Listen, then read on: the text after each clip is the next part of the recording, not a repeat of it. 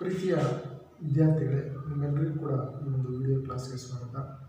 ನಾವು ಕಳೆದ ತರಗತಿಯಲ್ಲಿ 8ನೇ ತರಗತಿಯ ವರ್ಗಗಳು ಮತ್ತು ವರ್ಗಮೂಲಗಳು ಈ ಒಂದು ಅಧ್ಯಾಯಕ್ಕೆ ಸಂಬಂಧಪಟ್ಟ ಹಾಗೆ ನಾವು ಅವಿಭಾಜ್ಯ ಅಪವರ್ತನದ ಮೂಲಕ ಒಂದು ಸಂಖ್ಯೆಯ ವರ್ಗಮೂಲವನ್ನು ಯಾವ ರೀತಿ ಕಂಡುಹಿಡಿಯಬಹುದು, ಪೂರ್ಣವರ್ಗ ಸಂಖ್ಯೆಯ ವರ್ಗಮೂಲವನ್ನು ಅನ್ನೋದ್ರ ಬಗ್ಗೆ ತಿಳ್ಕೊಂಡಿದ್ವಿ.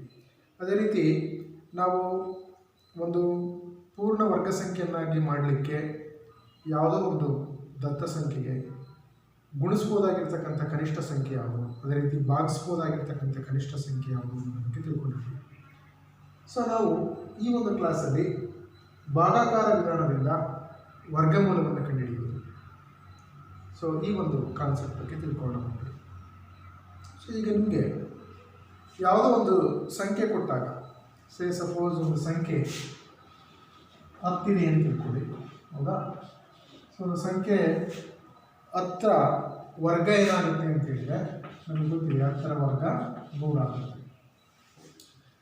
ಸೊ ಇದರಲ್ಲಿ ಈ ಒಂದು 100 ಅಂತಕ್ಕಂಥ ಏನು ಸಂಖ್ಯೆ ಏನಿದೆ, ಇದು 3 ಅಂಕಿಗಳ ಕನಿಷ್ಠ ವರ್ಗ ಸಂಖ್ಯೆ. 3 ಅಂಕಿಗಳ ಕನಿಷ್ಠ ವರ್ಗ ಸಂಖ್ಯೆ, 3 ಅಂಕಿಗಳ ಕನಿಷ್ಠ ವರ್ಗ ಸಂಖ್ಯೆ ಆಗುತ್ತೆ. ಯಾಕೆ ಅಂದರೆ ನೀವು 9 ಅಂತ ತಗೊಂಡ್ರೆ 9 2 ಅಂಕಿಗಳ ಕನಿಷ್ಠ ವರ್ಗ ಸಂಖ್ಯೆ ಆಗುತ್ತೆ. ಸೊ 9ರ ವರ್ಗ ಯಾವುದು? 81. ಸೊ ಅಲ್ಲಿ 2 ಅಂಕಿ ಬರುತ್ತೆ. ಸೊ ಅದು ನೆಕ್ಸ್ಟ್ ಬರೋದು ಯಾವುದು? 10. ಸೊ 10ರಲ್ಲಿ 10ರ ವರ್ಗ ಸಂಖ್ಯೆಯಲ್ಲಿ ಎಷ್ಟು ಅಂಕಿಗಳು ಬರ್ತವೆ ಅಂತ ಹೇಳಿದ್ರೆ 3 ಅಂಕಿಗಳು ಬರ್ತವೆ. ಅದರಿಂದ ಸೊ ಇಲ್ಲಿ 10ರ ವರ್ಗ ಏನಿದೆ ಇದು 3 ಅಂಕಿಗಳ ಒಂದು ಕನಿಷ್ಠವಾಗಿರ್ತಕ್ಕಂಥ ವರ್ಗ ಸಂಖ್ಯೆ. ಸೊ ಅದೇ ರೀತಿ ಗರಿಷ್ಠ ವರ್ಗ ಸಂಖ್ಯೆ ಯಾವುದು ಅಂತ ಹೇಳಿದರೆ 3 ಅಂಕಿಗಳ ಗರಿಷ್ಠ ವರ್ಗ ಸಂಖ್ಯೆ ಯಾವುದು ಅಂತ ಹೇಳಿದರೆ 31 ಬರುತ್ತೆ. ಸೊ 31ರ ವರ್ಗ ಸಂಖ್ಯೆ ಯಾವುದು ಬರುತ್ತೆ ಅಂದರೆ ನಮಗೆ 961 ಬರುತ್ತೆ. ಸೊ ಇದು 3 ಅಂಕಿಗಳ ಗರಿಷ್ಠ ವರ್ಗ ಸಂಖ್ಯೆ, 3 ಅಂಕಿಗಳ ಗರಿಷ್ಠ ವರ್ಗ ಸಂಖ್ಯೆ, ಅಲ್ಲ? ಸೊ ನೆಕ್ಸ್ಟ್ 31 961 ಬರುತ್ತೆ. ಈಗ 32 ಆದರೆ ಯಾವ್ದು ಬರುತ್ತೆ? ಸೊ 32 ಅಂತ ಹೇಳಿದ್ರೆ ನೆಕ್ಸ್ಟ್ ನಂಬರ್ 32 ಅಂದರೆ 2 4, 2 3 6, 3 2 6, 3 3 9. ಸೊ 4 2 10, 1024 ಅಂದರೆ 4 ಅಂಕಿ ಸಂಖ್ಯೆ ಆಗಿಬಿಡುತ್ತೆ. ಸೊ ನಮಗೆ 3 ಅಂಕಿಗಳ ಗರಿಷ್ಠ ವರ್ಗ ಸಂಖ್ಯೆ ಯಾವ್ದು ಬರುತ್ತೆ ಅಂತ ಹೇಳಿದರೆ 961, ಹೌದಾ? ಅಂದರೆ 31ರ ವರ್ಗ ಸಂಖ್ಯೆ ಬರುತ್ತೆ. ಸೊ ಅದೇ ರೀತಿ ನೀವು 4ರ ಅಂಕಿಗಳ ಕನಿಷ್ಠ ವರ್ಗ ಸಂಖ್ಯೆ ಯಾವುದು ಬರುತ್ತೆ ಅಂದರೆ ಇದ್ರ ನೆಕ್ಸ್ಟ್ ಇಮಿಡಿಯೇಟ್ ನಂಬರ್ 32, ಹೌದಾ? ಸೊ 32ರಲ್ಲಿ ಎಷ್ಟು ಬಂತು? ನಮಗೆ 1024 ಬಂತು. ಸೊ ಇದು 4 ಅಂಕಿಗಳ ಕನಿಷ್ಠ ವರ್ಗ ಸಂಖ್ಯೆ, ಕನಿಷ್ಠ ವರ್ಗ ಸಂಖ್ಯೆ ಬರುತ್ತೆ. ಸೊ ಅದೇ ರೀತಿ 4 ಅಂಕಿಗಳ ಗರಿಷ್ಠ ವರ್ಗ ಸಂಖ್ಯೆ ಯಾವುದು ಬರುತ್ತೆ ಅಂದರೆ 99, ಹೌದಾ? ಸೊ 99ರದ್ದು ಎಷ್ಟು ಬರುತ್ತೆ ಅಂತ ಹೇಳಿದ್ರೆ ನಮಗೆ 9801 ಬರುತ್ತೆ, ಆಯಿತಾ? ನೆಕ್ಸ್ಟ್ ಹಾಗಾದ್ರೆ 100 ಎಷ್ಟು ಬರುತ್ತೆ ಅಂದರೆ 100 ನಮಗೆ 10,000 ಬರುತ್ತೆ. ಸೊ ಈ 10,000ದಲ್ಲಿ ಎಷ್ಟು ಅಂಕಿಗಳು ಬರುತ್ತೆ? ನಮಗೆ 5 ಅಂಕಿಗಳು ಬಂದುಬಿಡುತ್ತೆ. ಸೊ ಅದ್ರ ಹಿಂದಿನ ನಂಬರ್ ಯಾವುದು? 99. ಸೊ 99ರ ವರ್ಗ ಸಂಖ್ಯೆ ಅದು 9801. ಸೊ ಇದರಲ್ಲಿ ಒಟ್ಟು ಎಷ್ಟು ಅಂಕಿ ಇದಾವೆ? 4 ಅಂಕಿ ಇರೋದ್ರಿಂದ ಸೊ ಇದು 4 ಅಂಕಿಗಳ ಗರಿಷ್ಠ ವರ್ಗ ಸಂಖ್ಯೆ ಆಗುತ್ತೆ. 4 ಅಂಕಿಗಳ ಗರಿಷ್ಠ ವರ್ಗ ಸಂಖ್ಯೆ ಯಾವುದು? 9801. ಸೊ ಅದೇ ರೀತಿ ನಾವು ಒಂದು ಪೂರ್ಣ ವರ್ಗ ಸಂಖ್ಯೆಯಲ್ಲಿ 5 ಅಥವಾ 6 ಅಂಕಿ ಇತ್ತು ಅಂತ ಹೇಳಿದರೆ ಅದರ ವರ್ಗಮೂಲದಲ್ಲಿ ಎಷ್ಟು ಅಂಕಿ ಇರ್ತವೆ? ಸೊ ಇಲ್ಲಿ ನೋಡಿ, ಒಂದು ಪೂರ್ಣ ವರ್ಗ ಸಂಖ್ಯೆಯಲ್ಲಿ 3 ಅಂಕಿ ಇದ್ದಾಗ ನಮಗೆ ವರ್ಗಮೂಲದಲ್ಲಿ ಎಷ್ಟು ಅಂಕಿ ಬರ್ತವೆ? 2 ಅಂಕಿ ಬರುತ್ತೆ. ಸೊ ಇಲ್ಲಿ 4 ಇದ್ದಾಗ ಎಷ್ಟು ಬಂತು? 2 ಬಂತು. ಸೊ ಇದನ್ನೇ ನಾವೊಂದು ಜನರಲ್ ಫಾರಮಲ್ಲಿ ಹೇಳೋದಾದರೆ ಒಂದು ಪೂರ್ಣ ವರ್ಗ ಸಂಖ್ಯೆಯಲ್ಲಿ n ಅಂಕಿಗಳಿತ್ತು. ಸೊ n ಸಮಸಂಖ್ಯೆ ಆಗಿತ್ತು ಅಂತ ಹೇಳಿದರೆ ಅದರ ವರ್ಗಮೂಲದಲ್ಲಿ n/2 ಅಂಕಿ ಇರುತ್ತೆ. ನೋಡಿ, ಒಂದು ಪೂರ್ಣ ವರ್ಗ ಸಂಖ್ಯೆಯಲ್ಲಿ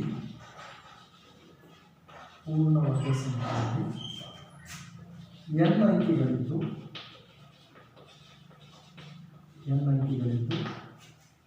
n ಸಮಸಂಖ್ಯೆ ಆದರೆ n ಅಂಕಿಗಳಿದ್ದು, ಹೌದಾ? ಸೊ ಇಲ್ಲಿ n ಸಮಸಂಖ್ಯೆ ಆಗಿದ್ದರೆ ಅದರ ವರ್ಗಮೂಲದಲ್ಲಿ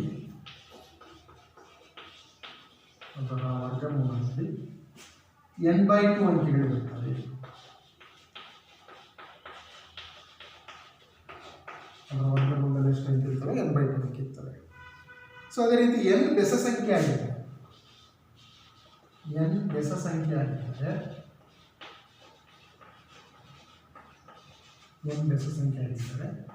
ಅದರ ವರ್ಗಮೂಲದಲ್ಲಿ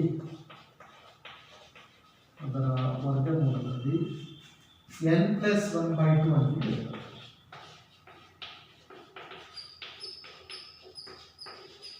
ಹೌದಾ? ಸೊ ಇದನ್ನ ನೆನಪಿಟ್ಕೊಳ್ಬೇಕು. ಮಲ್ಟಿಪಲ್ ಚಾಯ್ಸ್ ಅಂತ ಕೇಳ್ತಾರೆ. ಒಂದು ಪೂರ್ಣ ವರ್ಗ ಸಂಖ್ಯೆಯಲ್ಲಿ n ಅಂಕಿ ಇದ್ದರೆ n ಸಮಸಂಖ್ಯೆ ಆಗಿತ್ತು ಅಂತ ಹೇಳಿದ್ರೆ ಅದರ ವರ್ಗಮೂಲದಲ್ಲಿ n/2 ಅಂಕಿ ಇರುತ್ತೆ. ಮತ್ತು n ಬೆಸ ಸಂಖ್ಯೆ ಆಗಿತ್ತು ಅಂತ ಹೇಳಿದ್ರೆ n+1/2 ಅಂಕಿ ಇರುತ್ತೆ. ನೋಡಿ, n ಒಂದು ಪೂರ್ಣ ವರ್ಗದಲ್ಲಿ n ಸಮಸಂಖ್ಯೆ ಆಗಿದ್ದಾವೆ, 4 ಅಂಕಿ ಇದ್ದಾವೆ. ಹೌದಾ? ಅದರ ವರ್ಗಮೂಲದಲ್ಲಿ ಎಷ್ಟು ಅಂಕಿ ಇದ್ದಾವೆ? 2 ಅಂಕಿ ಇದ್ದಾವೆ, n/2 ಅಂತ. ಸೊ ಇಲ್ಲಿ 4 ಅಂಕಿ ಇದ್ದಾವೆ, ಅದರ ವರ್ಗಮೂಲದಲ್ಲಿ 2 ಅಂಕಿ ಬರುತ್ತೆ. ಸೊ ಇಲ್ಲಿ 3 ಅಂಕಿ ಇದ್ದಾವೆ, ಅದು ಇದು ಬೆಸ ಸಂಖ್ಯೆ 3 ಅಂಕಿ ಇದೆ. ಅದರ ವರ್ಗಮೂಲದಲ್ಲಿ n+1/2 ಅಂಕಿ ಇರುತ್ತೆ. ಅಂದರೆ n+1 ಅಂದರೆ 3+1/2 ಅಂತ ಹೇಳಿದ್ರೆ ಮತ್ತೆ 2 ಬರುತ್ತೆ. ಸೊ ಈ ರೀತಿ ಯಾವುದೇ ಒಂದು ಪೂರ್ಣ ವರ್ಗ ಸಂಖ್ಯೆಯಲ್ಲಿ ಇರ್ತಕ್ಕಂಥ ಅಂಕಿಗಳ ಸಂಖ್ಯೆ ಮತ್ತು ಅದರ ವರ್ಗಮೂಲದಲ್ಲಿರ್ತಕ್ಕಂಥ ಅಂಕಿಗಳ ಸಂಖ್ಯೆಯನ್ನು ನಾವು ಈಸಿಯಾಗಿ ಈ ರೀತಿ ಕಂಡುಹಿಡಿಯಬಹುದು, ಎಷ್ಟು ಅಂಕಿ ಬರುತ್ತೆ ಅಂತ. ಸೊ ಇವಾಗ ನಾವು ಮುಂದೆ ಲಾಸ್ಟ್ ಕ್ಲಾಸಲ್ಲಿ ನಾವು ತಿಳ್ಕೊಂಡಿದ್ವಿ ಅವಿಭಾಜ್ಯ ಅಪವರ್ತನ ಮುಖಾಂತರ ಯಾವುದೇ ಒಂದು ಸಂಖ್ಯೆಯ ವರ್ಗಮೂಲವನ್ನು ಕಂಡುಹಿಡಿಯೋದ್ರ ಬಗ್ಗೆ. ಸೊ ಇಲ್ಲಿ ಸಂಖ್ಯೆ ತುಂಬ ದೊಡ್ಡದಾಗಿದ್ದಾಗ, ಹೌದಾ, 5 ಡಿಜಿಟು 6 ಡಿಜಿಟು ಸಂಖ್ಯೆ ಇದ್ದಾಗ ನಮಗೆ ಈ ಅವಿಭಾಜ್ಯ ಅಪವರ್ತನದ ಮೂಲಕ ಅದರ ವರ್ಗಮೂಲವನ್ನು ಕಂಡುಹಿಡಿಯೋದು ಸ್ವಲ್ಪ ಕಷ್ಟ ಆಗುತ್ತೆ ಮತ್ತು ಸ್ಟೆಪ್ಸ್ ತುಂಬ ಜಾಸ್ತಿ ಆಗುತ್ತೆ. ಅದರಿಂದ ನಾವು ಅದಕ್ಕೆ ಇನ್ನೊಂದು ವಿಧಾನವನ್ನು ಅನುಸರಿಸ್ತೀವಿ. ಆ ವಿಧಾನ ಯಾವುದು ಅಂತ ಹೇಳಿದರೆ ಭಾಗಾಕಾರ ವಿಧಾನ. ಸೊ ಈ ಭಾಗಾಕಾರ ವಿಧಾನದ ಮೂಲಕ ಯಾವುದೇ ಒಂದು ಸಂಖ್ಯೆಯ ವರ್ಗಮೂಲವನ್ನು ನಾವು ತುಂಬ ಸರಳವಾಗಿ, ತುಂಬ ವೇಗವಾಗಿ ಕಂಡುಹಿಡಿಯಬಹುದು. ಸೊ ಇವಾಗ ಒಂದು ಉದಾಹರಣೆ ತಗೊಳ್ಳೋಣ. 529ರ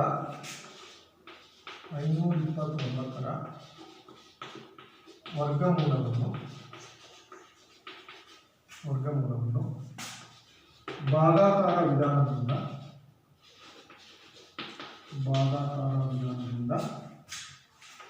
ಕಂಡುಹಿಡಿಯಿರಿ.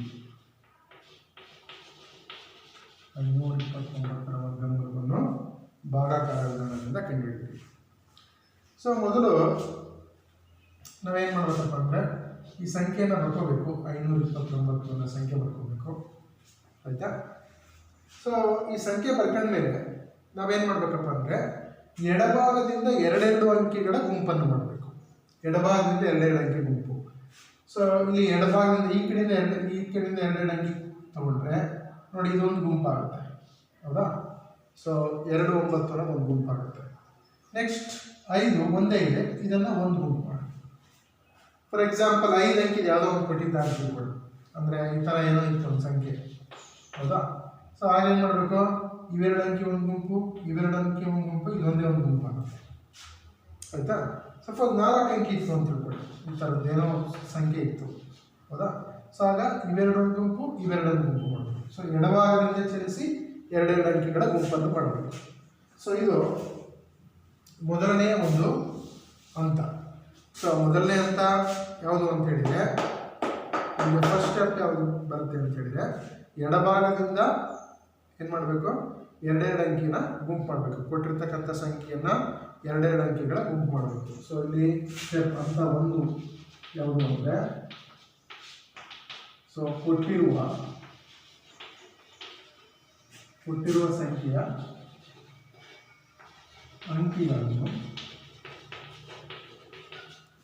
ಸಂಖ್ಯೆಯ ಅಂಕಿಗಳನ್ನು ಎರಡೆರಡು ಅಂಕಿಗಳ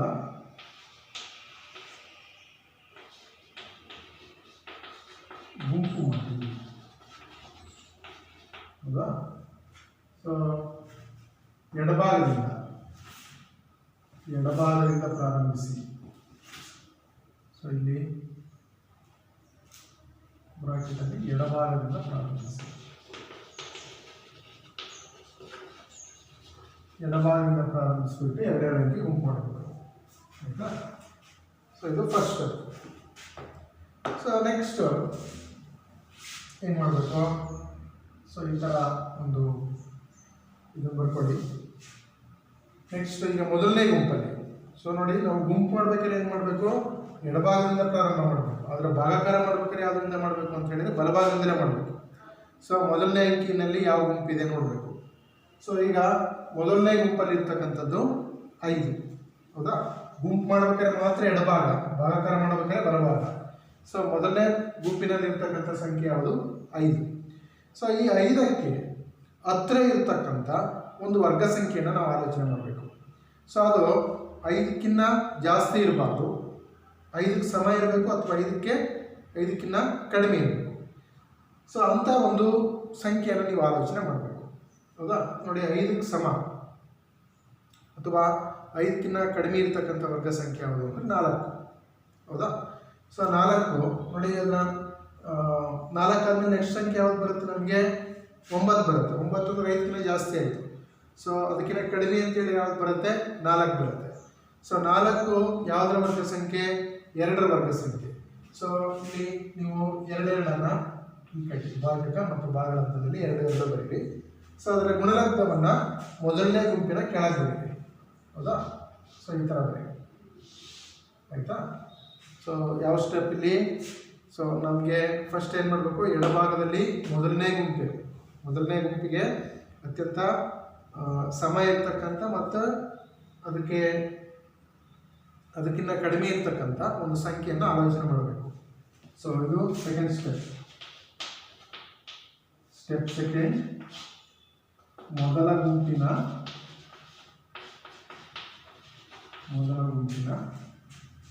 ಸಂಖ್ಯೆಗೆ ಸಮ ಅಥವಾ ಅದಕ್ಕಿಂತ ಕಡಿಮೆ ಇರುವ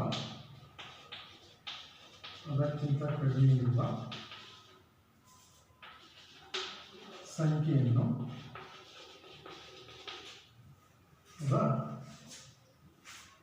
ಕಡಿಮೆ ಇರ್ತಕ್ಕಂಥ ಒಂದು ಸಂಖ್ಯೆ ಅಂದರೆ ವರ್ಗ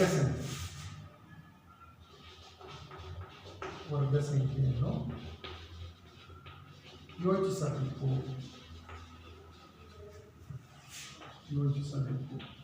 ಹೌದಾ? ಸೊ 5 ಯಾವುದಕ್ಕಿಂತ ಕಡಿಮೆ ಇದೆ? 2 ಸ್ಕ್ವೇರ್ಗಿಂತ ಕಡಿಮೆ ಇದೆ. 5 ಯಾವುದನ್ನ ಮಧ್ಯ ಬರುತ್ತೆ ನೋಡ್ಕೊಳ್ಳಿ. ಸೊ 2ರ ವರ್ಗ ಮತ್ತು 3ರ ವರ್ಗದ ಮಧ್ಯ ಬರುತ್ತೆ. ಹೌದಾ? ಸೊ ಆ ಸಂಖ್ಯೆ ತೊಗೊಂಡ್ಬಿಟ್ಟು ನೀವೇನು ಮಾಡಬೇಕು? ಅದು ಯಾವುದು ವರ್ಗಮೂಲ ಯಾವುದು? 2. ಸೊ 2ನ್ನು ಭಾಗಲಬ್ಧದಲ್ಲಿ ಕಟ್ಟಿ ಗುಣಲಬ್ಧ 4ನ್ನು ಕೆಳಗಡೆ ಬರೀರಿ. ಸೊ ಈಗ ನೆಕ್ಸ್ಟ್ ಸ್ಟೆಪ್ ಏನು ಅಂತ ಹೇಳಿದ್ರೆ, ಇದನ್ನು ಕಳೀಬೇಕು. ಹೌದಾ? 5ರಲ್ಲಿ 4ನ್ನು ಕಳೆದ್ರೆ ಎಷ್ಟು ಬರುತ್ತೆ? ನಮಗೆ 1 ಬರುತ್ತೆ. ಆಯಿತಾ? ಸೊ ನೆಕ್ಸ್ಟು ಮುಂದಿನ ಗುಂಪು ಯಾವುದಿದೆ? ಮುಂದಿನ ಗುಂಪು 2, 9 ಇದೆ. ಸೊ ಮುಂದಿನ ಗುಂಪನ್ನು ಕೆಳಗಡೆ ಇಳಿಸ್ಕೋಬೇಕು. ಸೊ ಇದು 29ನ್ನು ಕೆಳಗಡೆ ಇಳಿಸ್ಕೊಳ್ಳಿ. ನೆಕ್ಸ್ಟು ಏನು ಮಾಡಿ, ಇಲ್ಲೇನು ನಾವು ಭಾಜಕದಲ್ಲಿ ಕಟ್ಟಿದ್ವಿ ಆ ಸಂಖ್ಯೆಯನ್ನು ದ್ವಿಗುಣಗೊಳಿಸಬೇಕು. ಸೊ 2 ಇತ್ತು ಅಂದರೆ ಅದಕ್ಕೆ +2 ಸೇರಿಸಿ, 5 ಇತ್ತು ಅಂದರೆ ಅದಕ್ಕೆ +5 ಸೇರಿಸಿ.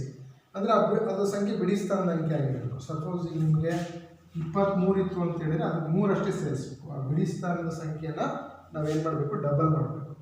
ಸೊ ಇದಕ್ಕೆ +2 ಸೇರಿಸಿ, ಆಗ 2 + 2 ಎಷ್ಟಾಗುತ್ತೆ? 4 ಆಗುತ್ತೆ.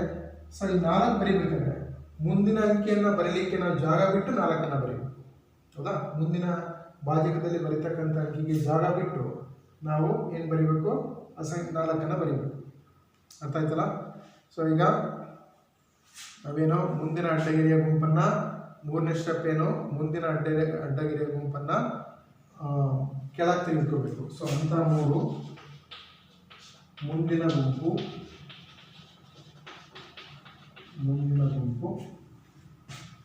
ಹೌದಾ? 29ನ್ನು ಕೆಳಗೆ ತೆಗೆದುಕೊಳ್ಳಬೇಕು.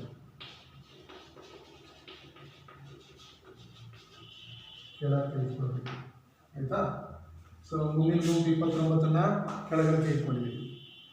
ಸೊ ಕೆಳಗೆ ತೆಗೆದುಕೊಂಡ್ಮೇಲೆ ನಮಗೆ ಹೊಸ ಭಾಜ್ಯ ಏನಾಗುತ್ತೆ ಅಂದರೆ, ಆಗ ಹೊಸ ಭಾಜ್ಯ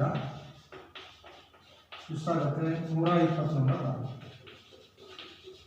ಸೊ ಇದು ಒಂದು ಹೊಸ ಭಾಜ್ಯ ಎಷ್ಟು ಬರುತ್ತೆ ಹೊಸ ಭಾಜ್ಯ 129 ಬರುತ್ತೆ ಸೊ ಈಗ ಭಾಜಕ 2 ನೆಕ್ಸ್ಟ್ ಸ್ಟೆಪ್ ಯಾವುದು ಅಂತ 4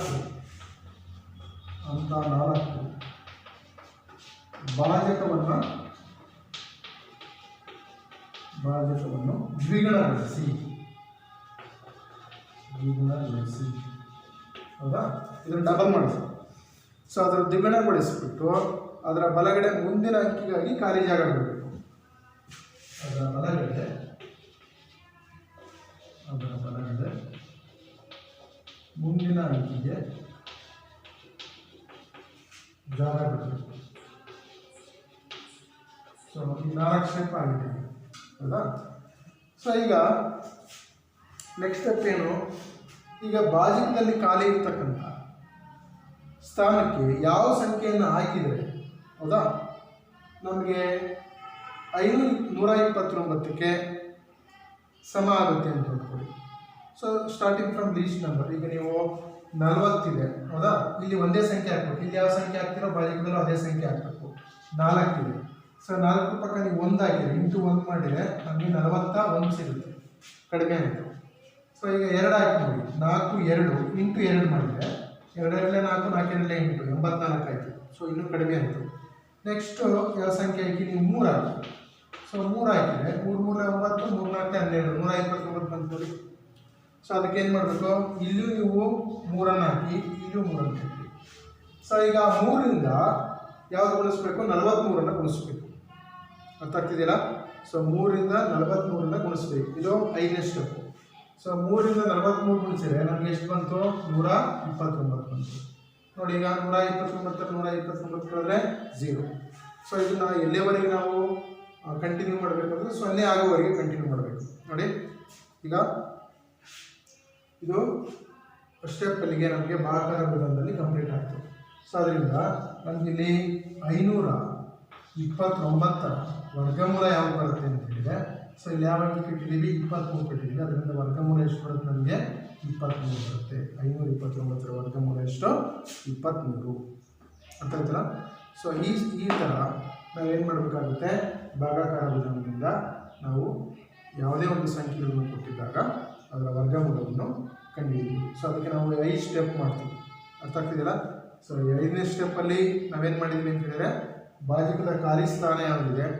ಹೌದಾ ಸೊ ಆ ಖಾಲಿ ಸ್ಥಾನವನ್ನು ತುಂಬಬೇಕು ಯಾವುದೇ ಒಂದು ಪರ್ಟಿಕ್ಯುಲರ್ ಅಂಕಿ ಇಲ್ಲಿ ಭಾಜಕದಲ್ಲೂ ಮತ್ತು ಇಲ್ಲೂ ಸೇಮ್ ಇರೋ ಥರ ನೀವು ತುಂಬಿಟ್ಟು ಭಾಗಲಬ್ಧ ಭಾಜಕದಲ್ಲಿ ಒಂದೇ ಅಂಕಿ ತುಂಬಿಟ್ಟು ಅದರ ಗುಣಲಬ್ಧ ನಮಗೆ ಇಲ್ಲಿ ಏನು ಸಂಖ್ಯೆ ಹೊಸ ಭಾಜ್ಯ ಏನಿರುತ್ತೆ ಅದಕ್ಕೆ ಸಮ ಇರಬೇಕು ಸೊ ಆ ರೀತಿ ಸಂಖ್ಯೆಯನ್ನು ನೋಡಿಬಿಟ್ಟು ಯಾವುದೇ ಒಂದು ಸಂಖ್ಯೆ ತಗೊಂಡು ನೀವು ಟ್ರಯಲ್ ಎರರ್ ಮೆಥಡಲ್ಲಿ ಮಾಡಬೇಕು so starting from least number ಆಗ್ತಾ ಹೋಗಿ ಯಾವುದೋ ಒಂದು ಸಂಖ್ಯೆಗೆ ಇದು ಈಕ್ವಲ್ ಆಗುತ್ತೆ ಸೊ ಆಗ ನಮಗೆ ಫೈನಲ್ ಇದು 0 ಬಂದ ಮೇಲೆ ನಮ್ಗೆ ಇಲ್ಲಿ ಯಾವ ಸಂಖ್ಯೆ ಭಾಗಲಬ್ಧದಲ್ಲಿರುತ್ತೋ ಸೊ ಆ ಸಂಖ್ಯೆ ಏನಾಗಿರುತ್ತೆ ಅಂತ ಹೇಳಿದರೆ ಕೊಟ್ಟಿರ್ತಕ್ಕಂಥ ಸಂಖ್ಯೆಯ ವರ್ಗಮೂಲ ಆಗಿರುತ್ತೆ ಸೊ ಇದು ಭಾಗಾಕಾರ ವಿಧಾನದಿಂದ ವರ್ಗಮೂಲ ಕಂಡುಹಿಡಿತಾರೆ ಸೊ ಈಗ ಇದೇ ರೀತಿ ಇನ್ನೊಂದು ಸಮಸ್ಯೆಯನ್ನು ನೋಡೋಣ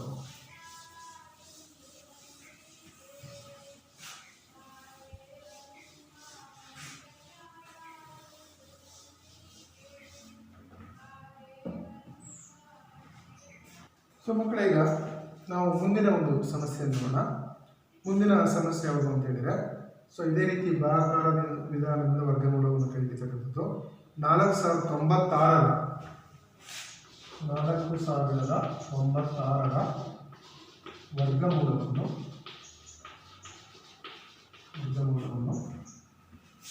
ಭಾಗಾಕಾರ ವಿಧಾನದಿಂದ ಕಂಡುಹಿಡಿಯಿರಿ ಇದು ತುಂಬ ಇಂಪಾರ್ಟೆಂಟ್ ಆಗಿರ್ತಕ್ಕಂಥದ್ದು ಮುಂದೆ ನಿಮ್ಗೆ ಬೇಕಾಗುತ್ತೆ ಹೌದಾ ಯಾವುದೋ ಒಂದು ಸಂಖ್ಯೆಯನ್ನು ವರ್ಗಮೂಲವನ್ನು ಕಂಡುಹಿಡಿತಕ್ಕಂಥದ್ದು ಇದು ಮುಂದೆ ನಿಮಗೆ 9th ಮತ್ತು 10th ಹೌದಾ ಸೊ ಇದು ಈ ಥರ ಬೇಕಾಗುತ್ತೆ ಅಲ್ಲಿ ಯಾವುದೋ ಒಂದು ಹಂತದಲ್ಲಿ ನಾವು ಭಾಗಾಕಾರ ವಿಧಾನದಲ್ಲಿ ಕೊಟ್ಟಿರ್ತಕ್ಕಂಥ ಸಂಖ್ಯೆ ವರ್ಗಮೂಲವನ್ನು ಕಂಡುಹಿಡಿಯಬೇಕಾಗುತ್ತೆ ಅದಕ್ಕೆ ನಿಮ್ಮ ಮುಂದಿನ ಒಂದು ಕಲಿಕೆಗೆ ತುಂಬ ಇಂಪಾರ್ಟೆಂಟ್ ಆಗಿರ್ತಕ್ಕಂಥ ಒಂದು ಕಾನ್ಸೆಪ್ಟ್ ಇದೆ ಸೊ ಮೊದಲು ಏನು ಮಾಡಬೇಕು ಕೊಟ್ಟಿರೋ ಸಂಖ್ಯೆ ಬರ್ಕೋಬೇಕು 4096 ಇದೆ ಇದನ್ನು ಈ ಸಂಖ್ಯೆಯನ್ನು ಎಡಭಾಗದಿಂದ ಪ್ರಾರಂಭ ಮಾಡಿ ಎರಡೆರಡು ಅಂಕಿಗಳ ಗುಂಪನ್ನು ಮಾಡಬೇಕು. ನೋಡಿ, ಎಡಭಾಗದಿಂದ ಮೊದಲನೇ ಗುಂಪಲ್ಲಿ 96 ಇದೆ, ಎರಡನೇ ಗುಂಪಲ್ಲಿ 40 ಇದೆ. ಸೊ ಈ ಥರ ಏನು ಮಾಡಬೇಕು, ಎರಡೆರಡು ಅಂಕಿ ಗುಂಪು ಮಾಡಬೇಕು, ಎಡಭಾಗದಿಂದ ಪ್ರಾರಂಭ ಮಾಡಿ. ಆಯಿತಾ? ಈಗ ಮೊದಲನೇ ಗುಂಪಲ್ಲಿರೋ ಸಂಖ್ಯೆ ಯಾವುದು? 40. ನೋಡಿ, ನಾವು ಗುಂಪು ಮಾಡ್ಬೇಕಾದ್ರೆ ಮಾತ್ರ ಎಡಭಾಗ, ಅದರ ಭಾಗಾಕಾರ ಮಾಡ್ಬೇಕಾದ್ರೆ ಯಾವ ಕಡೆಯಿಂದ ಮಾಡ್ತೀವಿ? ನಾವು ಎಡಭಾಗದಿಂದ ಮಾಡ್ತೀವಿ. ಸೊ ಎಡಭಾಗದಿಂದ ಮೊದಲನೇ ಗುಂಪು ಯಾವ್ದು ಬರುತ್ತೆ ಅಂದರೆ 40 ಬರುತ್ತೆ. ಸೊ ಈಗ ಫಸ್ಟ್ ಸ್ಟೆಪ್ ಏನು? 40ಕ್ಕೆ ಹತ್ತಿರ ಇರ್ತಕ್ಕಂಥ ವರ್ಗ ಸಂಖ್ಯೆ ಯಾವುದು ಅಂತ ನೋಡ್ಕೋಬೇಕು. ನೋಡಿ, 40 ಯಾವ ಎರಡು ವರ್ಗ ಸಂಖ್ಯೆಗಳ ಮಧ್ಯೆ ಇದೆ? ಸೊ 40 36 ಮತ್ತು 49ರ ಮಧ್ಯೆ ಇದೆ, ಹೌದಾನೆ? ಸೊ 40ಕ್ಕಿಂತ ಕಡಿಮೆ ವರ್ಗ ಸಂಖ್ಯೆ ಯಾವುದು? 36. 40ಕ್ಕಿಂತ ಜಾಸ್ತಿ ಇರ್ತಕ್ಕಂಥ ವರ್ಗ ಸಂಖ್ಯೆ ಯಾವುದು? 49. ಸೊ 36 ಅಂದರೆ 6 ಸ್ಕ್ವೇರ್ ಬರುತ್ತೆ. ನೆಕ್ಸ್ಟು 49 ಅಂದರೆ 7 ಸ್ಕ್ವೇರ್ ಬರುತ್ತೆ. ಸೊ ಈಗ 40ಕ್ಕೆ ಸಮ ಇಲ್ಲ, 40 ಯಾವುದೇ ವರ್ಗ ಸಂಖ್ಯೆ ಅಲ್ಲ. ಸೊ ಅದಕ್ಕೆ ಈಗ ಏನು ಮಾಡ್ಬೇಕು ನಾವು? 40ಕ್ಕಿಂತ ಕಡಿಮೆ ಇರೋದು, ಹೌದಾ? ಅದಕ್ಕಿಂತ ಸ್ವಲ್ಪ ಕಡಿಮೆ ಇರ್ತಕ್ಕಂಥ ವರ್ಗ ಸಂಖ್ಯೆ ಯಾವುದು? 36. ಸೊ 36 ತಗೊಳ್ಳಿ. 36 ಯಾವುದರ ವರ್ಗ ಸಂಖ್ಯೆ? 6ರ ವರ್ಗ ಸಂಖ್ಯೆ. ಸೊ ನಾವು ಭಾಜಕ ಮತ್ತು ಭಾಗಲಬ್ಧ ಎರಡರಲ್ಲೂ ಕೂಡ 6 ಬರೀವಿ. ಸೊ ಇದು 6 ಬರೀಬೇಕು, ಇದು 6 ಬರೀಬೇಕು, ಆಯ್ತಲ್ಲ? ಸೊ ಈಗ ಇವೆರಡನ್ನು ಗುಣಿಸಿ ಗುಣಲಬ್ಧವನ್ನು ಭಾಜ್ಯದ ಕೆಳಗಡೆ ಬರೀಬೇಕು. ಸೊ ಗುಣಲಬ್ಧ ಏನು ಬರುತ್ತೆ ನಮಗೆ? 6 36 ಬರುತ್ತೆ. ಸೊ ಈಗ ಈ ಥರ ನಾವು ಗೆರೆ ಹಾಕಿಬಿಟ್ಟು ಕಳೀಲಿ. 40ರಲ್ಲಿ 36 ಕಳೆದ್ರೆ ಎಷ್ಟು ಬರುತ್ತೆ? ಶೇಷ ಬರುತ್ತೆ. ಸೊ 40ರಲ್ಲಿ 36 ಕಳೆದ್ರೆ ಎಷ್ಟು ಬಂತು? 4 ಬಂತು. ಈಗ ನೆಕ್ಸ್ಟ್ ಮುಂದಿನ ಗುಂಪು ಯಾವುದಿದೆ ನಮಗೆ? 96 ಇದೆ. 96ನ್ನು ಕೆಳಗಡೆ ಬರ್ಬೋದು. ಸೊ ಇವಾಗ ನಮಗೆ ಹೊಸ ಭಾಜ್ಯ ಯಾವುದು ಬಂತು? 496 ಬಂತು ಮಕ್ಕಳೇ, ಹೌದಾ? 496 ಹೊಸ ಭಾಜ್ಯ ಆಯಿತು. ಸೊ ಇದರಲ್ಲಿ ಈ 6 ಬರೆದಿದ್ದೀವಲ್ಲ, ಹೌದಾ? ಸೊ ಈ ಭಾಜಕದಲ್ಲಿ 6ಅನ್ನು ನಾವು ಏನು ಮಾಡಬೇಕು? ದ್ವಿಗುಣ ಮಾಡಬೇಕು, ಅಂದರೆ ಪ್ಲಸ್ 6ನ್ನು ಆ್ಯಡ್ ಮಾಡ್ತೀವಿ, ನೀವು ಡಬಲ್ ಮಾಡಿ. ಸೊ ಹಾಗೇನು ಬರುತ್ತೆ ನಮಗೆ? 12 ಬರುತ್ತೆ. ಸೊ ಮುಂದಿನ ಸಂಖ್ಯೆಯನ್ನು ಬರೀಲಿಕ್ಕೆ ಜಾಗ ಬಿಟ್ಟು 12 ಬರೀಬೇಕು. ಏಕೆ? ಮುಂದಿನ ಸಂಖ್ಯೆ ಏನು ಬರೀತೀವಿ ನಾವು ಅದನ್ನ ಇಲ್ಲೇ ಬರೀಬೇಕು, ಈ ಕಡೆಗೆ ಬರೆಯೋದಲ್ಲ. ಸೊ ಅದಕ್ಕೆ ಇದನ್ನು ಕೂಡ ಅಂದರೆ ನೀವೇನು ಮೊತ್ತ ಬರೀತೀರೋ ಮುಂದಿನ ಸಂಖ್ಯೆ ಜಾಗ ಬರೀಲಿಕ್ಕೆ ಜಾಗ ಬಿಟ್ಟು ಈ ಕಡೆಗೆ 12 ಬರ್ಕೊಳ್ಳಿ, ಆಯಿತಾ? ಈಗ 12 ಪಂಕ ಯಾವ ಅಂಕಿ ಹಾಕಿದರೆ ಅದು 496ಕ್ಕೆ ಈಕ್ವಲ್ ಆಗುತ್ತೆ ಅಥವಾ ಸಮ ಆಗುತ್ತೆ ನೋಡಿ. 12 ಪಕ್ಕ ಯಾವ್ದು ಬರುತ್ತೆ? ಸೊ ಇದಕ್ಕೆ ನೀವೇನು ಮಾಡಬೇಕು? ಟ್ರಯಲ್ ಮಾಡ್ತಾ ಹೋಗಿ. 12 ಪಕ್ಕ ನೀವು 1 ಹಾಕಿದ್ದೀರಿ, ಸೊ 121 ಆಗುತ್ತೆ. ನಮಗೆ ಅಲ್ಲಿರೋದು 496.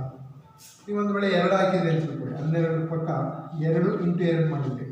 ಸೊ ಆಗ ಎಷ್ಟು ಬರುತ್ತೆ? 2 × 4, 2 × 4, 2 × 2 ಇನ್ನೂ 44 ಆಯಿತು. ಸೊ ನೆಕ್ಸ್ಟ್ ನಂಬರ್ ಯಾವುದು? 3 ಹಾಕಿ. ಸೊ 12 ಪಕ್ಕ 3 ಹಾಕಿ, ಇಂಟು 3 ಹಾಕಿ. ಸೊ ಆಗ 3 × 3 = 9, 3 × 2 = 6, 3 × 1 = 3, 300 ಎಷ್ಟಾಯಿತು? 69 ಆಯಿತು, ಆಯಿತಾ? ಸೊ ಇದಕ್ಕೂ ಆಗಿಲ್ಲ. ಸೊ ಈಗ ನೆಕ್ಸ್ಟ್ ನಂಬರ್ ಯಾವುದು ನಮಗೆ? 4. ಸೊ 4 ಹಾಕಿ. ಸೊ ಈಗ ಎಷ್ಟು ಬರುತ್ತೆ? 4 × 4 = 16, 1, 4 × 2 = 8, 1 9, 4 × 4 ನೋಡಿ 496 ಬಂತು. ಇದಕ್ಕೆ ಈಕ್ವಲ್ ಆಗಿದೆ. ಸೊ ಅದಕ್ಕೆ ನಾವು ಇಲ್ಲಿ ಯಾವ ಸಂಖ್ಯೆ ಕಟ್ಟಬೇಕಾಗುತ್ತೆ? ಅವಾಗ 4 ಕಟ್ಟಬೇಕಾಗುತ್ತೆ. ಸೊ ಇಲ್ಲಿ 4 ಕಟ್ಟಿ, ಇಲ್ಲಿನೂ 4 ಕಟ್ಟಿ, ಹೌದಾ? ಸೊ ಈಗ ಈ 4ರಿಂದ 124ನ್ನು ಗುಣಿಸಿ ಅದರ ಗುಣಲಬ್ಧವನ್ನು ಭಾಜ್ಯದ ಕೆಳಗೆ ಬರೀಬೇಕು. ಸೊ 4ರಿಂದ 124 ಗುಣಿಸಿದರೆ ನೋಡಿ, 4ರಿಂದ 4 × 4 = 16ಕ್ಕೆ 6, 1, 4 × 8 = 1, 9, 4 × 4. ಸೊ ನಮಗೆ ಶೇಷ ಏನು ಬಂತು? ಕಳೆದಾಗ 0 ಬಂತು. ಸೊ ಈಗ ಭಾಗಲಬ್ಧದಲ್ಲಿ ನಮ್ಗೆ ಯಾವ ಸಂಖ್ಯೆ ಉಳ್ಕೊಂತೀವಿ? 64 ಉಳ್ಕೊಂತೀವಿ. ಸೊ ಅದರಿಂದ ಈಗ ಇದರ ವರ್ಗಮೂಲ ಏನು ಬರುತ್ತೆ? √4096 ಇದರ ವರ್ಗಮೂಲ ಏನು ಬರುತ್ತೆ ಅಂತಂದರೆ ನಮಗೆ ಭಾಗಲಬ್ಧದಲ್ಲಿ ಯಾವ ಸಂಖ್ಯೆ ಬಂದಿದೆ? 64 ಬಂದಿದೆ. ಸೊ 4096ರ ವರ್ಗಮೂಲ ಯಾವುದು? 64 ಆಯ್ತಲ್ಲ? ನೋಡಿ, ಇಲ್ಲ ಅಷ್ಟೇ 4 ಅಂಕಿ ಇದೆ, ವರ್ಗಮೂಲ ಎಷ್ಟು ಅಂಕಿ ಬಂತು? 2 ಅಂಕಿ ಬಂತು. ಸೊ ಇದು ಹೌದಲ್ವಾ ಅಂತ ಚೆಕ್ ಮಾಡಬೇಕು ಅಂದರೆ ಏನು ಮಾಡಬೇಕು ನೀವು? 64 ಗುಣಿಸಿ, 64 × 64 ಗುಣಿಸಿ ಮತ್ತೆ ಎಷ್ಟು ಬರುತ್ತೆ ನಮಗೆ? 4096 ಬರುತ್ತೆ. 4096 ಬರೀತು ಅಂತಂದರೆ 4096ರ ವರ್ಗಮೂಲ ಯಾವುದು ಬರುತ್ತೆ? ಹಾಗಾದರೆ 64 ಬರುತ್ತೆ. ಸೊ ಈ ರೀತಿ ನಾವು ಭಾಗಾಕಾರ ವಿಧಾನದಿಂದ ಯಾವುದೇ ಒಂದು ಸಂಖ್ಯೆಯನ್ನು, ಅದು 3 ಡಿಜಿಟ್ ಸಂಖ್ಯೆ ಆಗಿರ್ಬೋದು ಮತ್ತು 4 ಡಿಜಿಟ್ ಸಂಖ್ಯೆ ಆಗಿರ್ಬೋದು ಅದರ ವರ್ಗಮೂಲಗಳನ್ನು ಕಂಡುಹಿಡಿಯುವುದು. ಸೊ ಇವಾಗ ಮುಂದಿನ ಒಂದು ಸಮಸ್ಯೆಯನ್ನು ನೋಡೋಣ.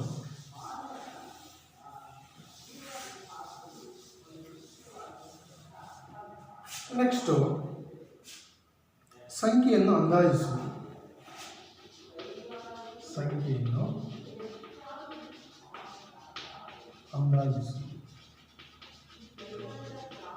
ಸಂಖ್ಯೆನ ಅಂದಾಜಿಸೋದು ಅಂತ ಹೇಳಿದರೆ ಪೂರ್ಣವರ್ಗ ಸಂಖ್ಯೆಯ ವರ್ಗಮೂಲದಲ್ಲಿರ್ತಕ್ಕಂಥ ಸಂಖ್ಯೆಗಳು, ಆ ಪೂರ್ಣವರ್ಗದಲ್ಲಿ ಎಷ್ಟು ಸಂಖ್ಯೆ ಇದ್ದಾವೆ, ವರ್ಗಮೂಲದಲ್ಲಿ ಎಷ್ಟು ಸಂಖ್ಯೆಗಳಿದ್ದಾವೆ ಅಂಥವನ್ನ ನಾವು ಅಂದಾಜು ಮಾಡಬೇಕು ಅಂತೇಳಿದರೆ ನಾವೇನು ಮಾಡ್ಬೋದು, ಈಗ 529 ನಾವು ಇದರ ವರ್ಗಮೂಲ ಕಂಡುಹಿಡ್ಕೊಂತೀವಿ, ಹೌದಾ? ಸೊ ಇದರ ವರ್ಗಮೂಲ ಎಷ್ಟು ಬಂತು ನಮಗೆ? 23 ಬಂತು. ನೋಡಿ 529ರಲ್ಲಿ ಸೊ ಎಷ್ಟು ಗೆರೆಗಳಿದ್ದಾವೆ? 2 ಗೆರೆಗಳಿದ್ದಾವೆ, ಹೌದಾ? ಸೊ ಇಲ್ಲಿ 2 ಗೆರೆ ಇರೋದ್ರಿಂದ ಅದರ ವರ್ಗಮೂಲದಲ್ಲಿ 2 ಅಂಕೆ ಬರುತ್ತೆ. ಅರ್ಥ ಆಗ್ತಿದ್ದೀರಾ? ಸೊ ಅದೇ ರೀತಿ 4096 ಇದ್ರದ್ದು ನಮಗೆ 2 ಗುಂಪಿದ್ದಾವೆ.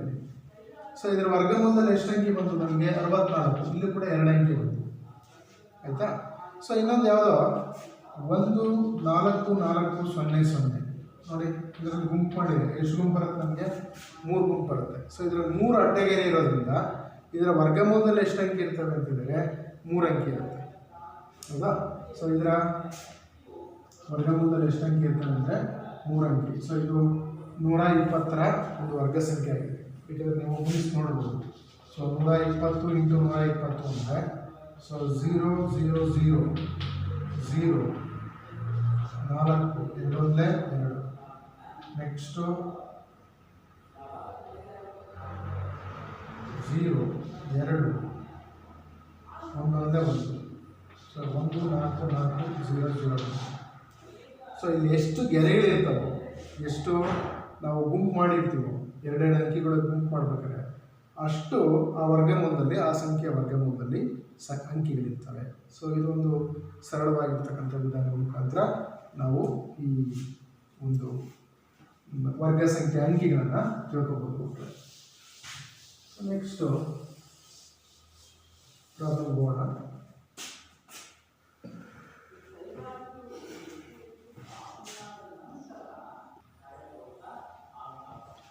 ಸೊ ನೆಕ್ಸ್ಟ್ ಇದನ್ನೇ ಒಂದು ಪ್ರಾಬ್ಲಮ್ ಕೇಳಿದೆ. ಅಂದರೆ ವರ್ಗಮೂಲವನ್ನು ಕಂಡುಹಿಡಿದೇನೆ ಕೆಳಗಿನ ಸಂಖ್ಯೆಯ ವರ್ಗಮೂಲದಲ್ಲಿ, ಆ ವರ್ಗ ಸಂಖ್ಯೆಯ ವರ್ಗಮೂಲದಲ್ಲಿ ಎಷ್ಟು ಅಂಕೆ ಇರ್ತವೆ ಕಂಡುಹಿಡಿಯಿ ಅಂತ ಹೇಳಿದ್ರು.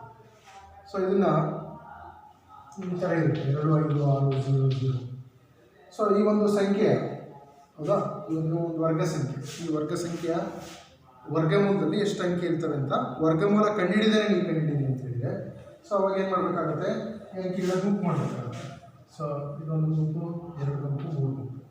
ಸೊ ಈ ಅಂಕಿನಲ್ಲಿ ಒಟ್ಟು 3 ಗುಂಪು ಇರೋದ್ರಿಂದ ಇದರ ವರ್ಗಮೂಲದಲ್ಲಿ ಎಷ್ಟು ಅಂಕೆ ಇರ್ತವೆ ಅಂತ ಹೇಳಿದರೆ 3 ಅಂಕೆ ಇರ್ತವೆ ಅಂತ ಹೇಳ್ಬೋದು. ಸೊ ಇದು ಒಂದು ಸುಲಭವಾಗಿರ್ತಕ್ಕಂಥ ವಿಧಾನ. ಸೊ ಈಗ ನೆಕ್ಸ್ಟು ಮುಂದಿನ ವರ್ಗಮೂಲದಿಂದ ಭಾಗಾಕಾರ ವಿಧಾನದಿಂದ ವರ್ಗಮೂಲ ಕಂಡುಹಿಡಿಯುವ ಒಂದು ಲೆಕ್ಕ ತಗೋಣ. ಸೊ ನೆಕ್ಸ್ಟು ಇವುಗಳ ವರ್ಗಮೂಲ ಕಂಡುಹಿಡಿಯುವುದು. ವರ್ಗಮೂಲ ಕಂಡುಹಿಡಿಯುವುದು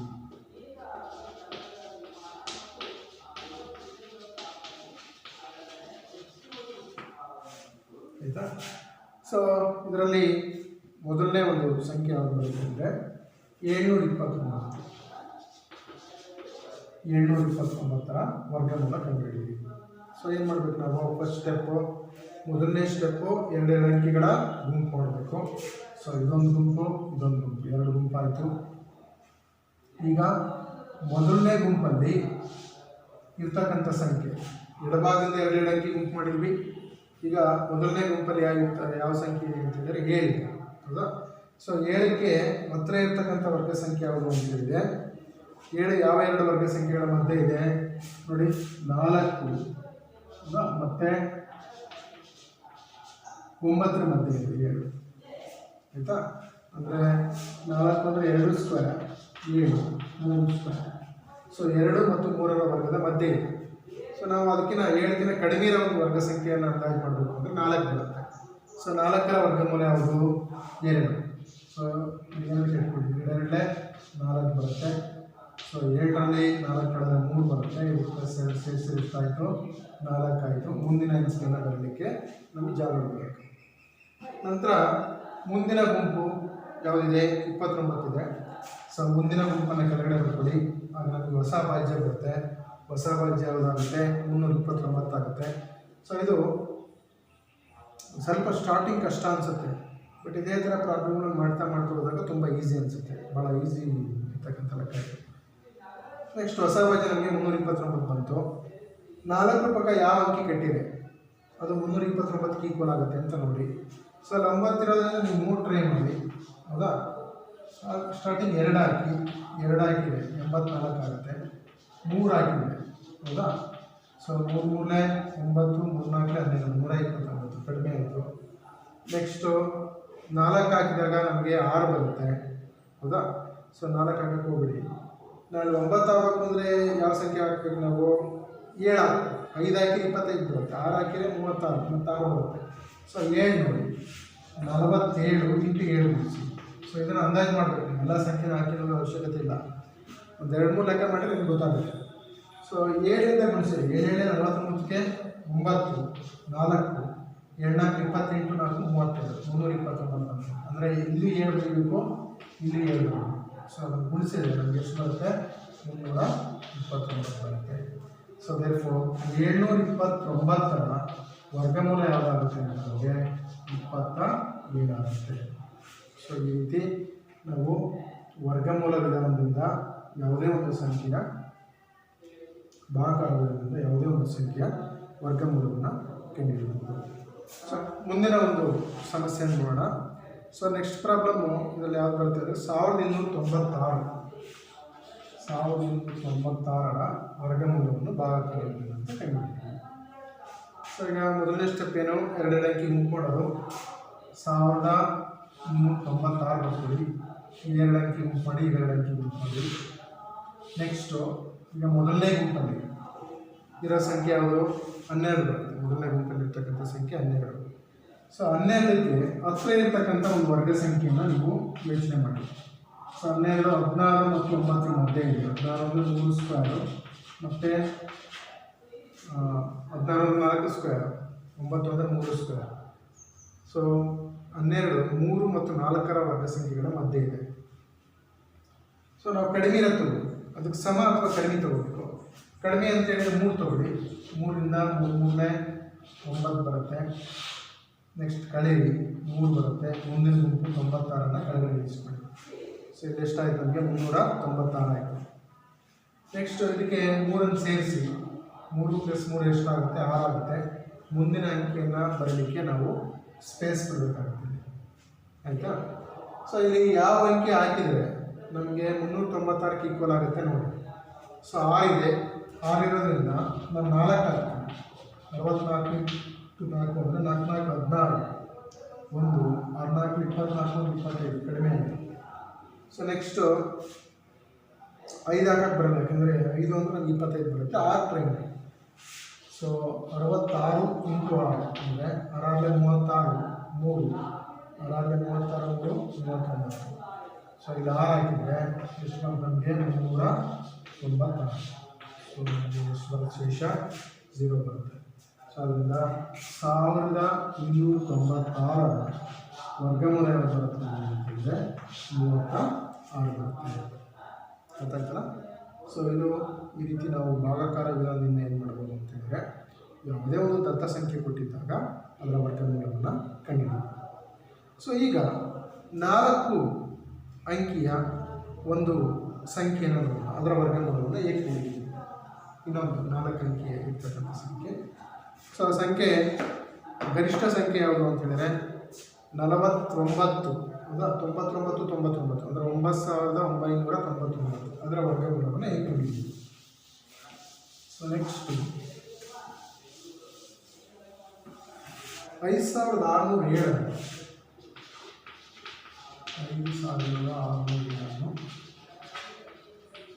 ಪೂರ್ಣ ವರ್ಗವನ್ನಾಗಿ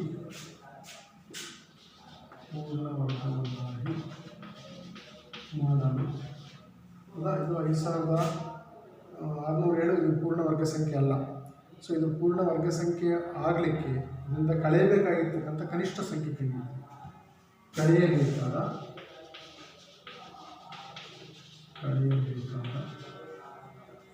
ಕನಿಷ್ಠ ಸಂಖ್ಯೆ ಅಂದರೆ ಯಾವ ಸಂಖ್ಯೆಯನ್ನು ಇದರಿಂದ ಕಳೆದ್ರೆ ನಮಗೆ ಇದು ಪೂರ್ಣ ವರ್ಗ ಸಂಖ್ಯೆ ಆಗುತ್ತೆ.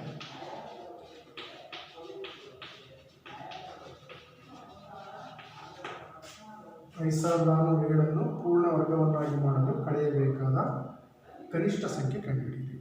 ಸೊ ಭಾಗಾಕಾರ ವಿಧಾನದಿಂದ ಇದರ ಒಂದು ವರ್ಗ ಮೂಲವನ್ನು ಕಂಡುಹಿಡಿದುಕೊಳ್ಳಿ. ಸೊ ಗುಂಪು ಮಾಡಿ, ಎರಡೆರಡು ಅಂಕಿ ಗುಂಪು. ಮೊದಲನೇ ಗುಂಪಲ್ಲಿ ಯಾವ ಸಂಖ್ಯೆ ಇದೆ? 56 ಇದೆ. ಸೊ ಈಗ 56ಕ್ಕೆ ಹತ್ತಿರ ಇರ್ತಕ್ಕಂಥ ವರ್ಗ ಸಂಖ್ಯೆಯನ್ನು ನೀವು ಅಂದಾಜು ಮಾಡಿ. 56ಕ್ಕೆ ಹತ್ತಿರ ಇರೋ ಸಂಖ್ಯೆ ಯಾವುದು ಬರುತ್ತೆ ನಮಗೆ? 56 ಯಾವ್ಯಾವ ಸಂಖ್ಯೆಗಳ ಮಧ್ಯೆ ಇದೆ ನೋಡಿ? 49 ಮತ್ತು 64 ಮಧ್ಯೆ ಇದೆ. ಹೌದಾ? 49 ಅಂದರೆ 7 ಸ್ಕ್ವೇರ್. ಸೊ 64 ಅಂದರೆ 8 ಸ್ಕ್ವೇರ್ ಒಳ ಮಧ್ಯೆ ಇದೆ. ಸೊ ಈಗ ನಮಗೆ ಕಡಿಮೆ ಅಂತ ಹೇಳಿದರೆ ಯಾವ ಸಂಖ್ಯೆ ಸಿಗುತ್ತೆ ಅಲ್ಲಿ? 7 ಸಿಗುತ್ತೆ. ಸೊ 7 ವರ್ಗ ಸಂಖ್ಯೆ 7 × 7 49 ಸಿಗುತ್ತೆ. ಕಳೀರಿ 16ರಿಂದ 9 ಕಳೀರಿ. ಹೌದಾ? ನೆಕ್ಸ್ಟ್ ಯಾವ ಸಂಖ್ಯೆ ಬರುತ್ತೆ ಅದರಲ್ಲಿ ಬರೀರಿ. ನಮಗೆ 49 ಅಂದರೆ 56ರಲ್ಲಿ 49 ಕಳೆದ್ರೆ ಯಾವ ಸಂಖ್ಯೆ ಬರುತ್ತೆ ನಮಗೆ?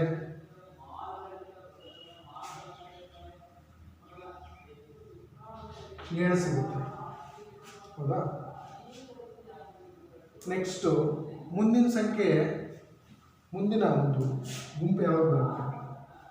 ಮುಂದಿನ ಗುಂಪು 7 ಬರುತ್ತೆ. ಹೌದಾ? 07 ಕೆಳಗಡೆ ಬರ್ತದೆ, ಕೆಳಗಡೆ ಇರಿಸ್ಕೊಳ್ತೀವಿ, ಕೆಳಗಡೆ ಬರ್ಬೋದು. ಆಯಿತಾ? ನೆಕ್ಸ್ಟ್ ಇದಕ್ಕೆ +7 ಸೇರಿಸಿ. 7 + 7 ಎಷ್ಟಾಯಿತು? 14 ಆಯಿತು. ಮುಂದಿನ ಅಂಕಿ ಬರೋದಕ್ಕೆ ನಿಮ್ಗೆ 2 ಬರುತ್ತೆ. ಆಯಿತಾ? ಇಲ್ಲೇನು ಬಂತು ನಮಗೆ? 707 ಬಂತು. ಸೊ ಇಲ್ಲಿ 14 ಪಕ್ಕ ಯಾವ ಸಂಖ್ಯೆ ಅದಕ್ಕೆ ನಿಯರೆಸ್ಟ್ ಆಗಿರ್ತಕ್ಕಂಥ ನಂಬರ್ ನೋಡಿ. ಸೊ 14 ಪಕ್ಕ ನಾನು ಯಾವುದನ್ನು ಊಹೆ ಮಾಡ್ಬೋದು, ಯಾವ ಸಂಖ್ಯೆ ಅದಕ್ಕೆ ಹತ್ತಿರ ಆಗುತ್ತೆ ಅಂತ ಹೇಳಿದರೆ 14 ಪಕ್ಕ ನೀವು 7 ಬರ್ಬೇಕಂದ್ರೆ 4 ಹಾಕಿ ನೋಡಿ. ಸೊ 4 ಹಾಕಿದರೆ 4 × 4 = 16, 1 4 × 4 = 16, 17ಕ್ಕೆ 7 1 4 × 4 = 5, 576 ಅಂದರೆ ಕಡಿಮೆ ಆಯಿತು. ನೆಕ್ಸ್ಟ್ ಯಾವ್ದು ಹಾಕಬೇಕು? 5 ಹಾಕಿ ಮಾಡಿ. ಸೊ 5 × 5 ಮಾಡಿದರೆ 5 × 25 2, 22 22ಕ್ಕೆ 2 2, 5 1 5 2 7 725 ಸಿಗುತ್ತೆ. ಹೌದಾ? ಸೊ 725 ಅಂದರೆ ಈಗ ಇಲ್ಲಿ ನಮಗೆ 576, 725 ಅಂದರೆ ಕಡಿಮೆ ಇರೋ ಸಂಖ್ಯೆ ಯಾವುದು? ನಮಗೆ 576 ಬರುತ್ತೆ. ಸೊ ಅದಕ್ಕೆ ಕಡಿಮೆ ಇರೋದು ಇದನ್ನೇ ಹಾಕ್ತೀವಿ, ಇದು ಜಾಸ್ತಿ ಆಗಿರುತ್ತೆ 5. ಸೊ ಇಲ್ಲಿ 4 ಕಟ್ಟಿ, ಇದು 4 ಕಟ್ಟಿ. ಸೊ ಅದು ಗುಣಿಸಿದಾಗ ನಮಗೆ ಏನು ಸಿಗುತ್ತೆ? 526 ಸಿಗುತ್ತೆ. ಸೊ ಈಗ 7 576ರಿಂದ ಕಳೀರಿ. ಸೊ ಕಳೆದಾಗ ಏನು ಬರುತ್ತೆ ನೋಡಿ? ಸೊ 7ರಲ್ಲಿ 6 1 ಸಿಗುತ್ತೆ, 10ರಲ್ಲಿ 7 ಹೋದರೆ 3 ಸಿಗುತ್ತೆ, ಇಲ್ಲಿ 1 ಸಿಗುತ್ತೆ, 131 ಆಯಿತು. ಸೊ ಈ 131 ಅನ್ನೋದೇನು? ಸೊ 131 ಏನು ಅಂತ ಹೇಳಿದ್ರೆ ವಿಶೇಷ. ಹೌದಾ? ಸೊ ಈ ಸಂಖ್ಯೆಯನ್ನು ನಾವು ಪೂರ್ಣ ವರ್ಗ ಸಂಖ್ಯೆಯನ್ನು ಆಗಿ ಮಾಡಲಿಕ್ಕೆ ಕಳೆಯಬಹುದಾಗಿರ್ತಕ್ಕಂಥ ಕನಿಷ್ಠ ಸಂಖ್ಯೆ ಯಾವುದು? 131. ಸೊ ಇದರಲ್ಲಿ ಇದನ್ನು ಕಳೆದ್ರೆ 131 ಕಳೆದ್ರೆ ನಮಗೆ ಪೂರ್ಣ ವರ್ಗ ಸಂಖ್ಯೆ ಸಿಗುತ್ತೆ. ಸೊ ನೀವು ಒಂದ್ಸರಿ ಕಳೆದು ನೋಡಿ ಎಷ್ಟು ಬರುತ್ತೆ. ಕಳೆಯಬೇಕಾದ 5607ರಲ್ಲಿ 131 ಕಳೆದ್ರೆ ಏನು ಸಿಗುತ್ತೆ ನಮಗೆ? 6 ಸಿಕ್ತು. ನೆಕ್ಸ್ಟ್ ಇಲ್ಲೂ ಅಷ್ಟೇ, 10ರಲ್ಲಿ 3 ಹೋದರೆ 7 ಸಿಕ್ತು. ಸೊ ಇಲ್ಲಿ 5ರಲ್ಲಿ ಹೋದರೆ 4 ಸಿಕ್ತು. ಹೌದಾ? ಸೊ ಅವಾಗ ಎಷ್ಟು ಸಿಗುತ್ತೆ ನಮಗೆ? 5476 ಸಿಗುತ್ತೆ. ಹೌದಾ?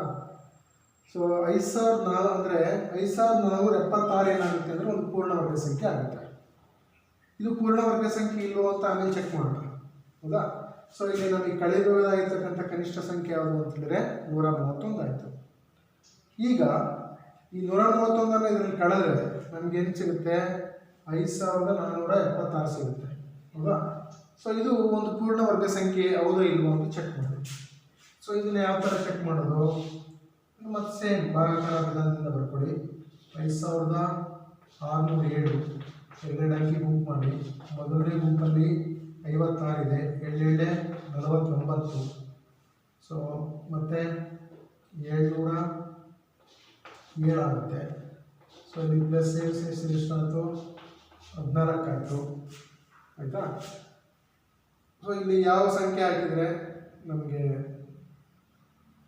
ಸರಿ ಇದನ್ನು ಹಾಕಿ 5476 ಇದನ್ನು ನಾವು ಚೆಕ್ ಮಾಡಬೇಕಾಗಿರೋದು. ಸೊ ಈಗ 54ರಲ್ಲಿ ಅಲ್ಲ 14 9 ಅಂದರೆ 5 ಸಿಗುತ್ತೆ. ಮುಂದಿನ ಸಂಖ್ಯೆ ಯಾವುದು? 76 ಕೆಳಗಡೆ ಬರ್ಕೊಳ್ಳಿ. ಈಗ 1 4 ಪಕ್ಕ ಯಾವ ಸಂಖ್ಯೆ ಹಾಕಿದ್ರೆ ಅದು 576ಕ್ಕೆ ಸಮ ಆಗುತ್ತೆ ಅಂತ ನೋಡಿ. ಸೊ ಇದಕ್ಕೆ 14 ಇದೆ, 4 ಟ್ರೈ ಮಾಡಿದ್ವು. ಇಂಟು 4 ಅಂದರೆ 4 4 16 1 4 4 16 1 17ಕ್ಕೆ 7 1 4 1 4 5. ಸೊ 576 ಬರುತ್ತೆ ನೋಡಿ. ಸೊ ಇಲ್ಲಿ 4 ಕಟ್ಟಿದೆ 576 ಸಿಗುತ್ತೆ, ಹೌದಾ? ಅಂದರೆ ಇದು ಪೂರ್ಣ ವರ್ಗ ಸಂಖ್ಯೆ ಯಾವುದೋ 5476. ಅದರಿಂದ 5607 ಒಂದು ಪೂರ್ಣ ವರ್ಗ ಸಂಖ್ಯೆ ಆಗಲಿಕ್ಕೆ ನಾವು ಕಳಿಬೇಕಾಗಿರ್ತಕ್ಕಂಥ ಕನಿಷ್ಠ ಸಂಖ್ಯೆ ಯಾವುದು ಅಂತ ಹೇಳಿದ್ರೆ 131. ಸೊ ಬರ್ಕೋಬೇಕು. 5607 ಪೂರ್ಣ ವರ್ಗವನ್ನಾಗಿ ಮಾಡಲು ಕಳೆಯಬೇಕಾದ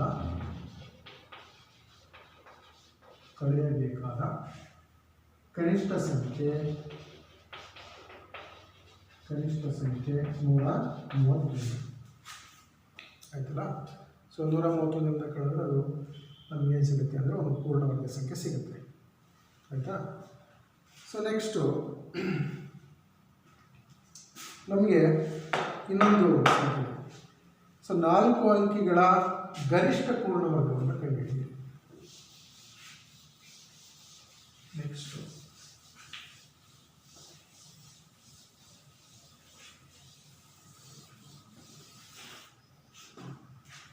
ನೆಕ್ಸ್ಟ್ ಪ್ರಾಬ್ಲಮ್ ಬರುತ್ತೆ. 4 ಅಂಕಿಗಳ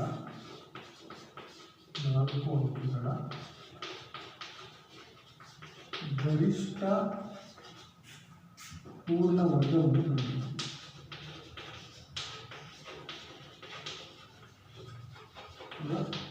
ನೋಡಿ 5 ಅಂಕಿಗಳ ವರ್ಗ ಅಂತೇಳಿ ನಮ್ಗೆ 10,000 ಆಗಿಬಿಡುತ್ತೆ. ಸೊ 4 ಅಂಕಿಗಳ ಗರಿಷ್ಠ ಪೂರ್ಣ ವರ್ಗ ಅಂತೇಳಿ 10,000ಕ್ಕಿಂತ ಒಂದು ಕಡಿಮೆ, ಹೌದಾ? ಸೊ 4 ಅಂಕಿಗಳ ಗರಿಷ್ಠ ಸಂಖ್ಯೆ ಯಾವುದು ಅಂದರೆ 9999 ಬರುತ್ತೆ. 4 ಅಂಕಿಗಳ ಗರಿಷ್ಠ ಸಂಖ್ಯೆ ಎಷ್ಟು ಬರುತ್ತೆ? 9999 ಬರುತ್ತೆ.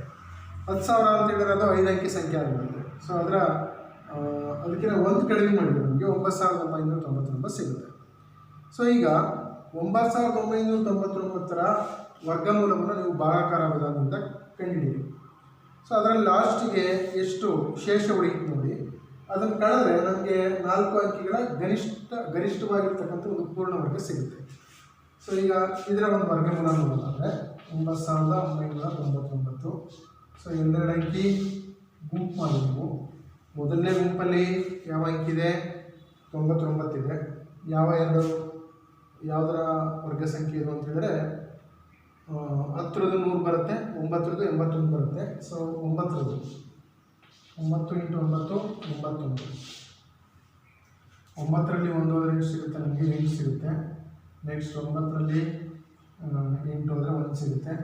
ಇದು ಪ್ಲಸ್ 9 ಆ್ಯಡ್ ಮಾಡ್ಕೊಳ್ಳಿ, ಎಷ್ಟಾಯಿತು? 18 ಆಯಿತು. ನೆಕ್ಸ್ಟು ಅಂಕಿ ಯಾವುದಿದೆ? 99ನ್ನು ಕೆಳಗಡೆ ಇರಿಸ್ಕೊಳ್ಳಿ, ಆಯಿತಾ? ಸೊ ಈಗ ಇದಕ್ಕೆ ಯಾವ ಅಂಕಿ ಹಾಕ್ಬೇಕು ನೋಡಿ. ಸೇಮ್ 9 ಹಾಕಿ, ಹೌದಾ? 9 ಹಾಕಿದರೆ 9 × 9 81, ಹೌದಾ? ನೆಕ್ಸ್ಟು 8 ಆಯಿತು. ಸೊ 8 × 9 72. 72 × 80ಕ್ಕೆ 0 8.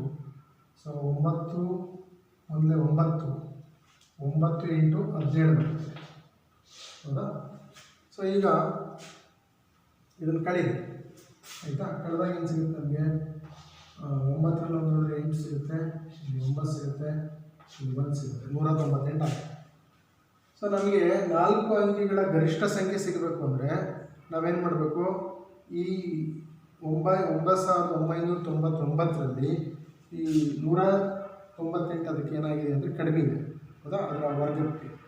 ಸೊ ಇದನ್ನು ಕಡಿಬೇಕಾಗುತ್ತೆ. ಸೊ 9,999ರಲ್ಲಿ 198 ಕಳೆದ್ರೆ ನಮ್ಗೆ ಏನು ಸಿಗುತ್ತೆ, 1, ಇದು 0 ಹೌದಾ. ನೆಕ್ಸ್ಟ್ ಇದು 8, ನೆಕ್ಸ್ಟ್ 9, 9,801 ಸಿಗುತ್ತೆ. ಸೊ ಈ 9,801 ಏನಾಗಿದೆ ಅಂತೇಳಿದರೆ, ಸೊ ಇದು ಪೂರ್ಣ ವರ್ಗ ಸಂಖ್ಯೆ ಆಗಲಿಕ್ಕೆ 198 ಕಡಿಮೆ ಆಗುತ್ತೆ. ಸೊ ಅದಕ್ಕೆ ಇದನ್ನು ಕಳೆದ್ರೆ ನಮಗೆ 9,801 ಸಿಗುತ್ತೆ. ಸೊ 9,801 ಯಾವುದರ ವರ್ಗ ಸಂಖ್ಯೆ ಆಗಿದೆ ಅಂತ ಹೇಳಿದ್ರೆ 99ರ ವರ್ಗ ಸಂಖ್ಯೆ ಆಗಿದೆ ಹೌದಾ. ಸೊ ಅದರಿಂದ ನಮಗೆ ಬೇಕಾಗಿರ್ತಕ್ಕಂಥ ಪೂರ್ಣ ವರ್ಗ ಹೌದಾ, ಅದರಲ್ಲಿ 9,999ರಲ್ಲಿ ನಮಗೆ 198 ಕಳೆದ್ರೆ ನಮಗೇನು ಸಿಗುತ್ತೆ, 9,801 ಸಿಗುತ್ತೆ. ಸೊ ಇದು 4 ಅಂಕಿಗಳ ಗರಿಷ್ಠ ಪೂರ್ಣ ವರ್ಗ ಸಂಖ್ಯೆ ಆಗಿದೆ. ಸೊ ಇದು ಯಾವುದ್ರ ವರ್ಗ ಸಂಖ್ಯೆ ಅಂತ ಹೇಳಿದ್ರೆ 99ರ ವರ್ಗ ಸಂಖ್ಯೆ. ಇದನ್ನು ಗುಣಿಸಿ ನೋಡ್ಬೋದು, 99 ಇಂಟು 99 ಏನು ಬರುತ್ತೆ, 81, 8, 81 ಇಂಟು 89, ನೆಕ್ಸ್ಟ್ 81, 8, 81 ಇಂಟು 89, ಇದ್ರ ಕೂಡ್ ನೋಡಿ. ಸೊ ಇದು 0 ಬರುತ್ತೆ, ನೆಕ್ಸ್ಟ್ 18, 9, ಸೊ 9,801 ಆಗುತ್ತೆ. ಸೊ ಈ ರೀತಿ ನಾವು ಯಾವುದೇ ಒಂದು 3 ಅಂಕಿಗಳ ಗರಿಷ್ಠ ಪೂರ್ಣವರ್ಗ, 4 ಅಂಕಿಗಳ ಗರಿಷ್ಠ ಪೂರ್ಣವರ್ಗ ಯಾವುದು ಬೇಕಾದರೂ ನಾವು ಕಂಡುಹಿಡಿಯಬಹುದು ಈ ಭಾಗಾಕಾರ ವಿಧಾನದಿಂದ. ಸೊ ಮಕ್ಕಳೇ, ಇದೇ ರೀತಿ ನಿಮಗೆ ಅಭ್ಯಾಸದಲ್ಲಿ ಹಲವಾರು ಸಮಸ್ಯೆಗಳಿದ್ದಾವೆ. ಭಾಗಾಕಾರ ವಿಧಾನದಿಂದ ಯಾವ ರೀತಿ ನಾವು ವರ್ಗಮೂಲ ಕಂಡುಹಿಡಿಯಬಹುದು ಅಂತ ಆ ಎಲ್ಲ ಸಮಸ್ಯೆಗಳನ್ನು ನೀವು ಮನೆಯಲ್ಲಿ ಮಾಡ್ಕೊಂಡು ಬನ್ನಿ. ಉಳಿದಿರೋದನ್ನು ಅಂದರೆ ನಮಗೆ ದಶಮಾಂಶ ಸಂಖ್ಯೆಗಳ ವರ್ಗಮೂಲ ಬರುತ್ತೆ ಮತ್ತು ಅಭ್ಯಾಸಕ್ಕೆ ಸಂಬಂಧಪಟ್ಟಿರ್ತಕ್ಕಂಥ ಕೆಲವೊಂದು ಸಮಸ್ಯೆಗಳು ಬರುತ್ತೆ. ಅದನ್ನು ನೆಕ್ಸ್ಟ್ ಕ್ಲಾಸಲ್ಲಿ ತಿಳ್ಕೊಳ್ಳೋಣ. Thank you.